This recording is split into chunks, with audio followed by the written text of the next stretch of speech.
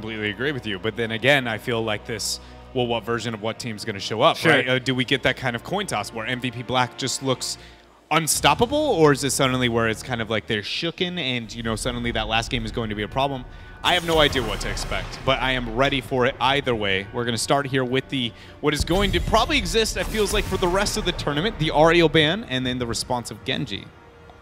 Well, in the past, this might have been the first pick Kerrigan. Maybe think back to 2016, Sweden, Rich and Dami vying for position on this map for the Kerrigan, but it won't be this time, not in 2017.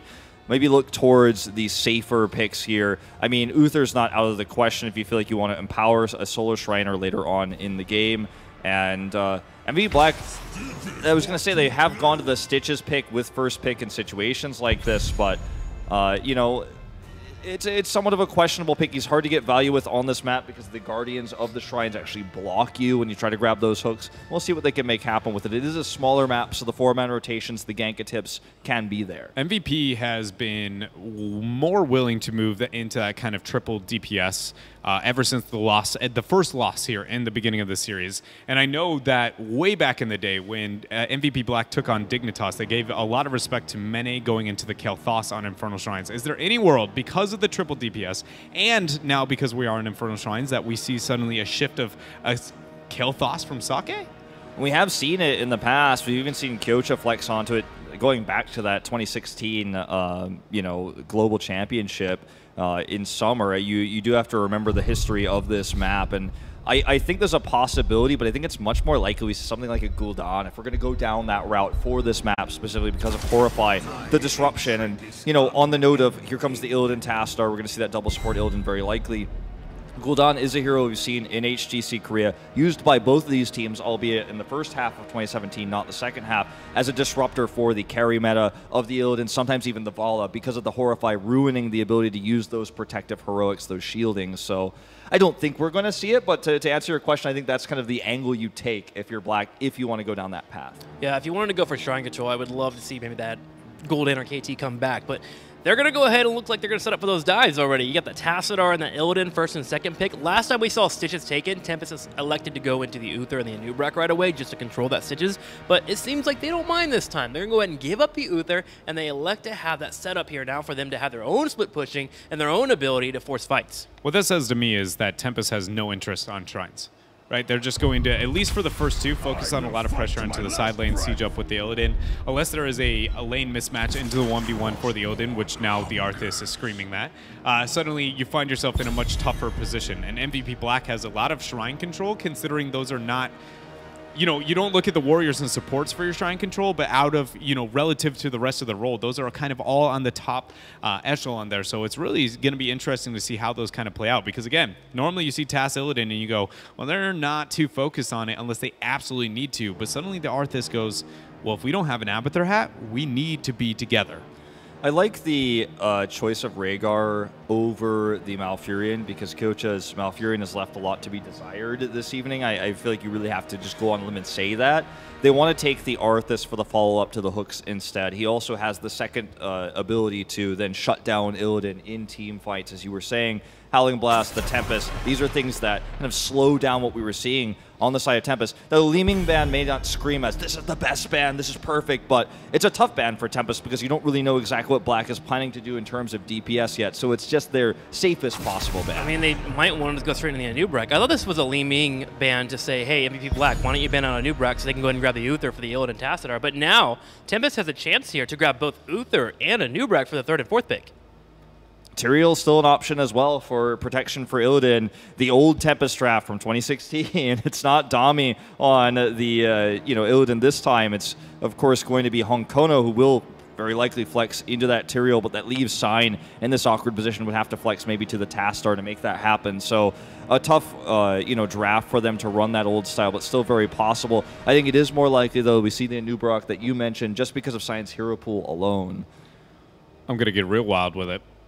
Drop it down. When are we going to get the Stukov? Is there an argument for it here? Sure. You still need, I think you need that lockdown for Infernal Shrines to follow up with that silence to be effective. Typically, you can even use like an opponent's Ariel Aegis, but we don't have the Ariel here. I mean, when you take away the burst of Li Ming, it makes the long-term healing a lot more powerful, the longer sustained fights. It's going to be Kharazim, though, a very unusual one here with the fall stat. And we know that this is basically, again, Tempest removing Sake, resets hero pool, shutting down the DPS, knowing that we've got the double tank already, the Rhaegar's coming in, they remove the Li Ming, they're taking fall stat, which Sake's like, I can't split push anymore, I can't get that extra value that we saw already, the gank potential we saw against H82 on Dragonshire, they shut that down. They've got high mobility here with the Kharazim, liking the draft from Tempest here a lot. I agree with you. I am, the Kharazim I'm a bit torn on. I don't necessarily disagree with it, but especially when you have the Tassadar to be able to better deal with it. But I feel like there is maybe some punishment available here for MVP Black.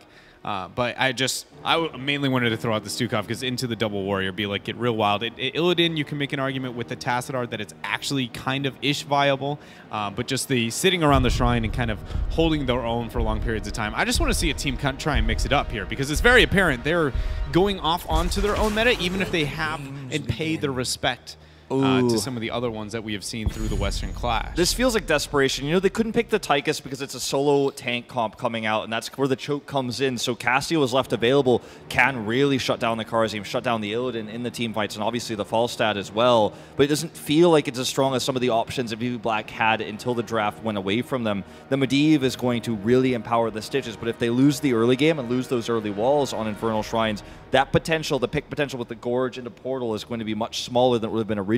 So they need to make sure that they at least keep the early game even. I think MVP Black also has really good control of the shrines, though, with the Slam build and the Arthas and the Rhaegar. Cassia, to a degree, controls chokes very well. And if they have to boogie out of town, they got Medivh set up. But what if Tempest just doesn't care about the shrine, right? And that's my biggest concern looking at this draft. You have Illidan off with Tassadar, Falstad, split pressure everywhere, and suddenly you're like, we're a melee squad that is relying on Medivh portal play to even stand a chance at initiating. So I agree with you. If Tempest just goes and face checks every one of the shrines, it's going to be a bad time. And this ETC is exactly what I was about to say, is such a strong pick. It was going to be between the ETC and Nubrak.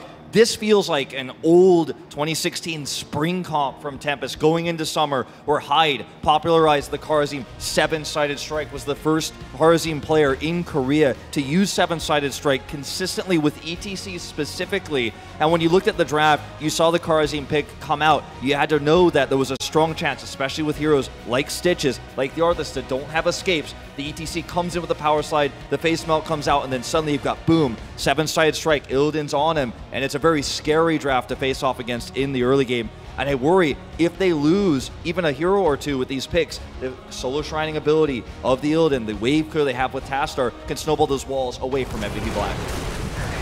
Well, let's get started here on the right side in the red, in the lead against MVP Black. It's going to be Tempest here.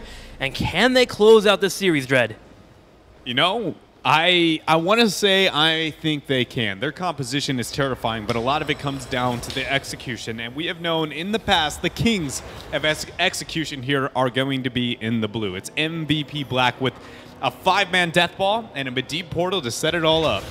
So it all comes down to the laning and the movement of Tempest. How will they utilize that Illidan? Will they have Falstad on the opposite side, right? To move in for fights, land down a target against the immobility of most members for MVP Black. And of course, on the other side, how will Medivh handle it with those portals?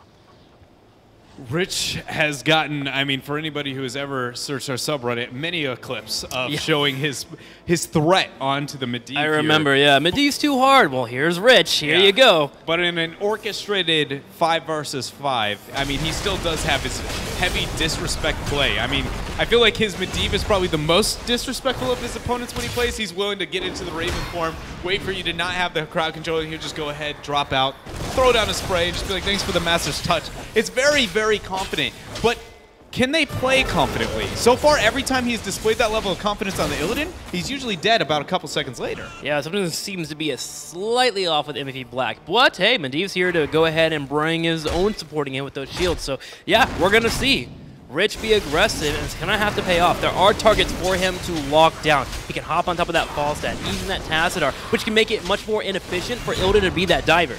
And talking about lockdown, he is going to be on his Falstad that he still runs. You know, the Gathering Storm build, that's kind of a staple here for him as a player. But I first gained an amazing amount of respect for Lockdown onto this Falstad. He was known as the Falstad guy for so very, very long. Even though we were talking about Sake and his stand-up performance in the last game, I'd be keeping my eyes on him as well into this one because it is really going to be a very impressive showing and burst-heavy showing I expect here now with that Gathering Storm. Especially the Gathering Storm, as you mentioned. And here's Tess on the side. Sign is doing a wonderful job of body blocking him back. Kyoto doing everything he can to keep his Stitches alive. Finally, Ritual show up, but it is not enough as Hyde comes in and delivers the final punch. We have ourselves the first shrine of the game, and we were talking about, will Tempest avoid the shrines? They've got 7 seconds with no Stitches. It makes a lot of sense for them to all in this here. Get as many of those skeleton defenders as they can, wait to see the response of MVP Black, and then disperse appropriately. So with 12-6, not as big of a lead as they want, so they're going to go in.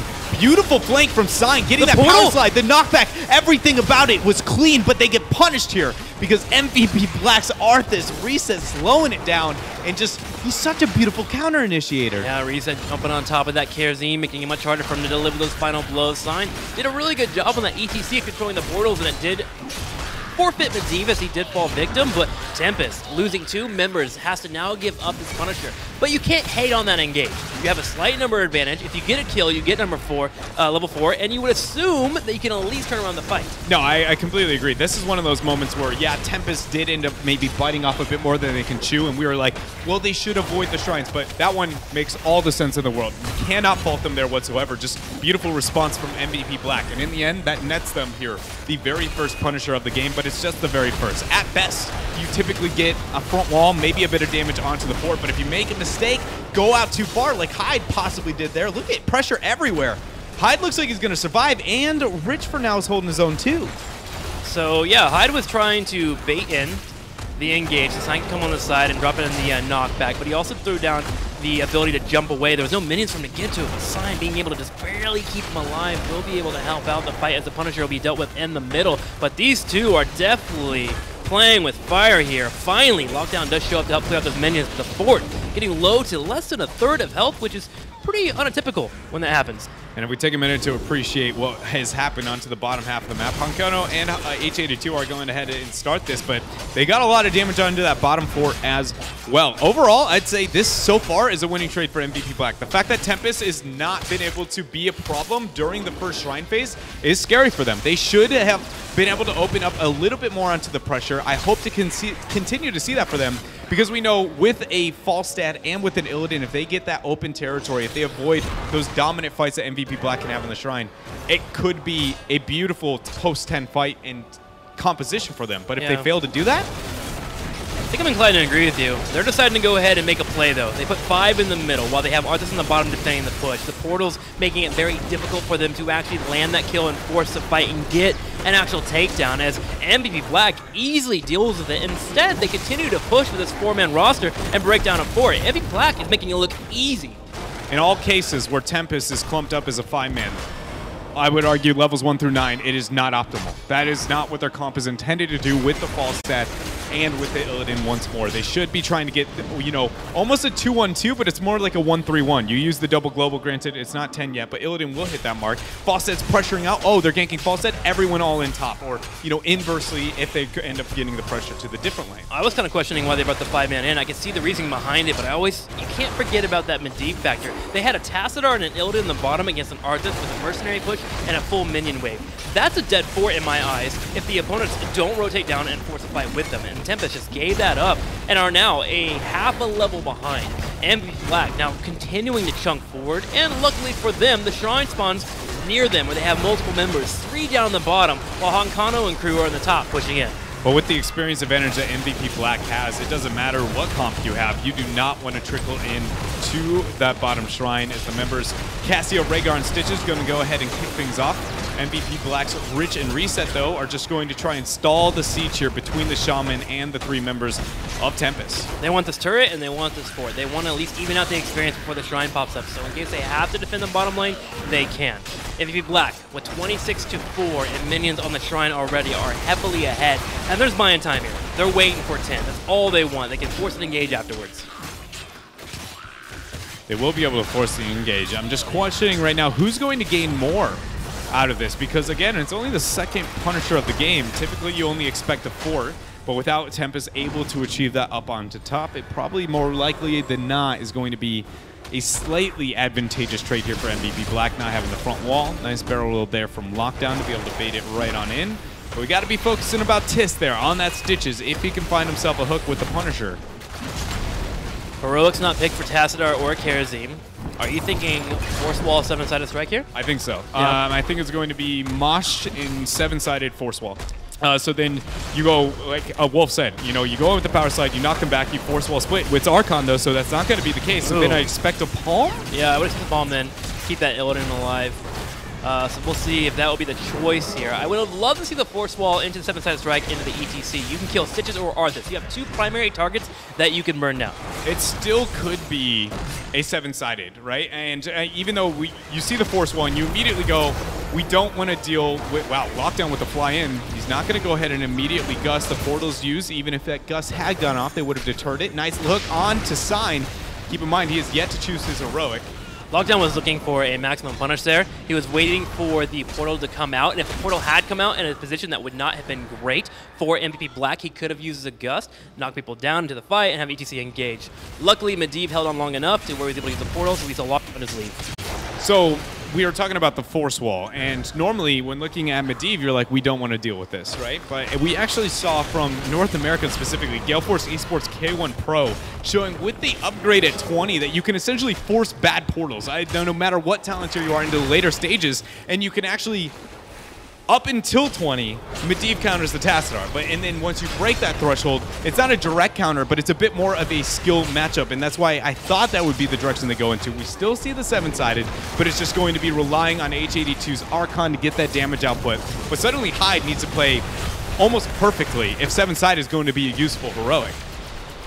Yeah, that Force of Will floating around could be difficult, as well as the Ancestor Healing. Combine those two, and 7-sided strike will just get nullified. Hankano, getting hit with the hook, is able to escape to his teammates. And I'm looking at Tempest right now, and they are just sitting in the backside of their map right now, which is typically something you don't want to see with a composition. You want to have room for them to be able to open up, use that false set aggressively. ETC sitting on the opponent's side of the bushes, ready to go in for a random surprise power slide. None of those options are available for Tempest. And in a perfect world, Tempest has the opportunity. Hold on, man. That mosh pit, just going to find only Rich. That might not be the cooldown trade they want. Keep in mind, that's 120 seconds, all the way for just a 22 seconds dead Medivh. We'll see if that comes back to haunt them. They need to get on the shrine now to make this worth it. If they can kill Tist, and they possibly can here. Needs a body block, though.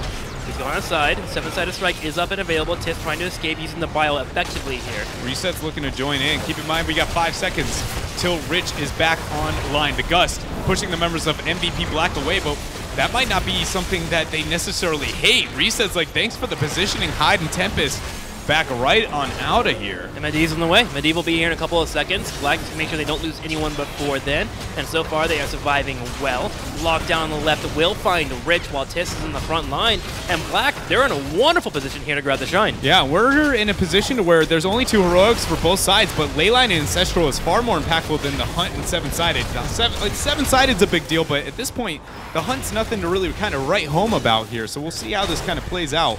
But I wanted to say, in a perfect world, Tempest actually has a composition that can directly counter the Medivh in the direction that he wants to play into it, but it relies on so much synergy. I've never seen a team be able to do it because of how Gust is coded. If you hit another CC after the initial one, it counters the momentum, right? So you power slide in, you Gust, and then you use the loudspeaker knockback, and then it keeps one target there, but I don't know if we're going to find that level of synergy here yet for Tempest. That sounds a little difficult. It's, you know, I would say it's about 1 in a million, but if we see it and the 7-sided comes off, that's all it could take. Otherwise, you're going to find Force of Wills, reabsorptions, portals. There's about every part of Medivh is a direct counter to that thought process. That's a moment where like that actually happens, and I see you literally turn around and just bite into your mic because you're so hyped and excited to actually see that happen.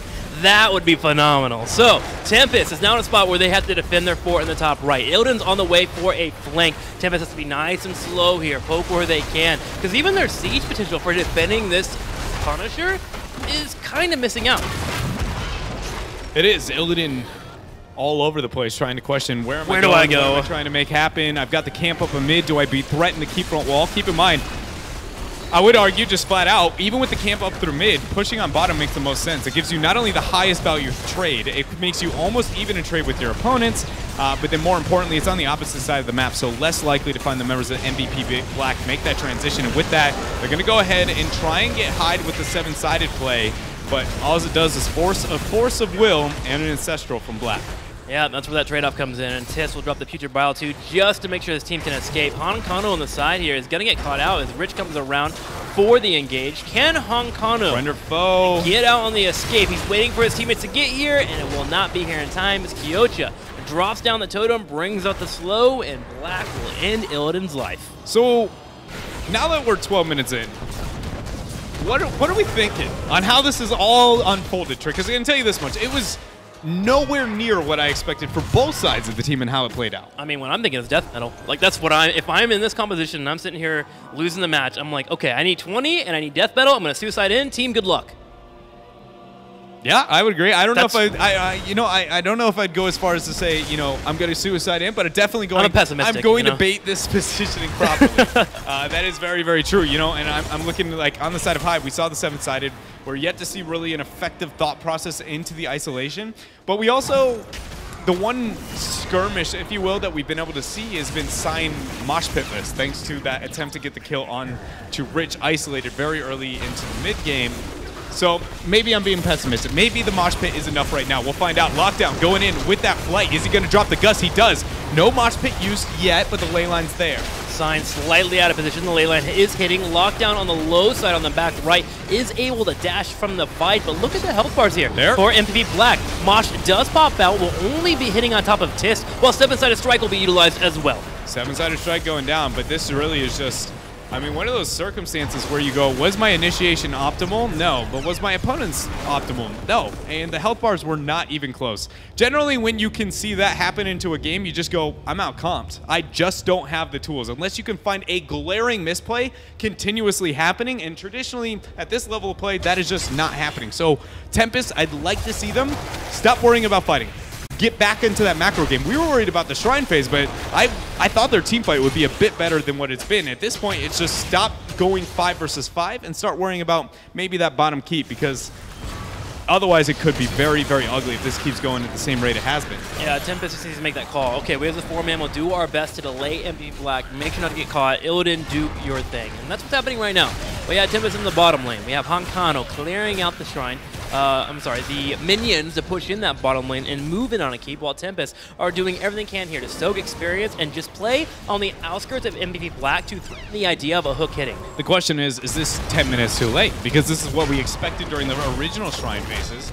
Medivh is just sitting there waiting to be able to drop that portal. That's why I had the concern. But the Hunt's going to go on to the Shrine. Yes, they force a fight on the Shrine. Lockdown goes for the Mighty Gus, knocking members to the right side. Sign is low on health, but Hankano and crew will be able to take out Rhaegar. He didn't use Ancestral. 7-sided is going to be dropped. Do they have a chance to be able to win this fight? Supportless Rich, though, with that portal might be the beginning of the end. Tempest trying to kite their way on out, but it is just Master's Touch stack after stack here.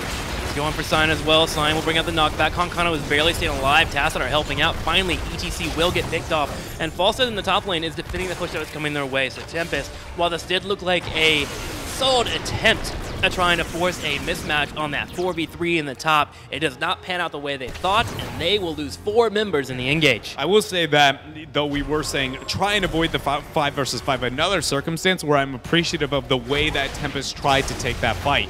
That they knew that, again, with the Arthas and the Illidan into the 1 versus 1, they see Medivh around and they're like, well, maybe we can make it up there, be able to get the initiation and get an advantageous fight. But suddenly, even though Kyocha did end up falling, they took too much damage, and we've seen how the team fights before this point have gone really not in their favor. Hyde goes up for a bit of a rebuttal, drops the 7-sided. He's just trying to stall out here because this Punisher, if it made it to the core, it could be game.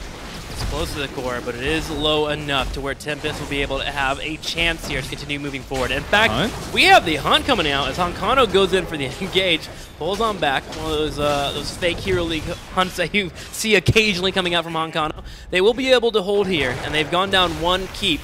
They're still a level and a half away from 20. If they soak all lanes for now, they should be able to get to about 19 3/4 before the next Shrine pops up. So 20 will be the next big deal for both our teams. 19 and 3/4. Something like that, close. You know, I like to play that mini game too, and whenever I mess it up, I get so sad. We're going that. See, here's the thing. Until you brought it up, everyone forgets about it. Yeah, but now see, they know. Put you on the spot. Oh man, now I'm starting to sweat here. This is why we don't cast with Dread. I gotta take my jacket off. That was Dread. because the hosting comment you said earlier. Just miss wanted everybody Caldor. at home to know. Well, the engage begins here on the top on the shrines. They're going to go ahead and push it in.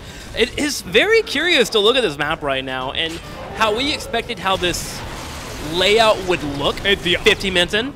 Way different. Direct opposite.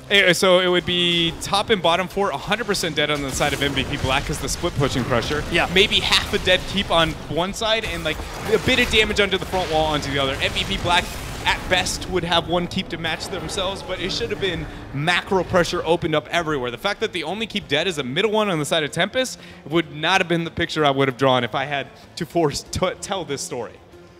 Well, the story for Tempest is they are just dancing around MVP Black. Black is looking for that hook. They want to get that pick off. Don't want a full fight, as they have Arctis in the top lane. It's clearing out the bushes coming their way, but they would not mind grabbing a pick on the field. The biggest thing here has got to be the post-20 mosh pit dream from Sign. I mean, really, I feel like that's the only other major win condition. And do you go tour bus? Do you go mosh pit? I think I'd like to see death metal or tour bus for sure. And man, this is worst case scenario for the spawning of the shrine. I was going to say if it spawns like up on the top half of the map, just anywhere where they can rely on a gust hitting a wall and they get that flank miracle mosh, it might be the opportunity for them to overcome what's been happening. But bottom, there's a lot of flanks, very few walls to be able to gust into reliably. So this is all up to Sign now, it feels like. Illidan's grabbing that 20 in the top lane, as it will be here, activating right when 20 hits here. So Shrine in the very bottom, Illidan in the top, pushing in. Tempest can dance around, / float with the idea of allowing for this Punisher to go over to MVP Black and then have a solid defense while Illidan's on the backline at the top, drawing resources away for that defense, as they do have disengages with Falset's Mighty Gust. They decide to go in, though. Here comes the engage. Lockdown with the Mighty Gust. They turn around at Sake. Sake has so much going on with there. Everybody burnt their heroics just to be able to keep him alive. He is just fine. And Dandy, the tour bus coming in there from Sign, is going to be the first kill here. And Sake goes down, but look at the HP of Tempest. All of them are so very low. They are not going to be able to make it out. 4 people dead. MVP Black is on a tear. Ridge with the chase finishes off the fall stat, and with 3 members up, they're going to go ahead and bring down the bottom right lane and push in with these minions. Going to go ahead and go straight for the core here. Oddly enough, it's going to be a reset here on the Arthas into the Medivh and Rhaegar, which isn't the highest DPS, but hey, when you have no opponents here, it'll do. Do you remember when, I'll bring it up a little bit later. Hold on here. We're just going to go ahead and appreciate the fact that MVP Black looked rather dominant. I am, again, surprised at the duration of this game or how it unfolded. But in the end, we're going to be going to Game 5. Not something I would have said before the series started. But I'm okay with it. I love me a Game 5. Wolf, how about you? I mean, I love Game 5s. I didn't expect this series to go the distance, and there's big question marks on both sides here, but the draft that we were excited for, the expectations we had going into this 4th game for the draft of Tempest, it was all just broken apart by how they chose to use it. We only saw it in the very late game. Honkoto split push with the Illidan. They never used the double globals they had. They were looking to force team fights, and we talked about Hyde really prioritizing the 7-sided strike, popularizing it in Korea, but that was a different Tempest roster. That was the Tempest roster that had Duck Duck. That was Duck Duck who had the perfect force walls. We didn't even see force walls locked in there for HA2's. Role swapping now onto a Tastar, a hero he's played very few times. Picked the wrong Protoss. It was a wrong allocation of team members as well. Like Honkono on the Illidan, why is he on the Illidan? Why is HA2 on the Tastar? HA2 is a player who knows how to split push with the Illidan. He's done it all season long. That's his position. So these role swaps didn't end up working out very well for Tempest. It was a bit of a reach, and I have a lot to be able to say about it. But first, before we go to game number 5, we got to go to a commercial break. And again,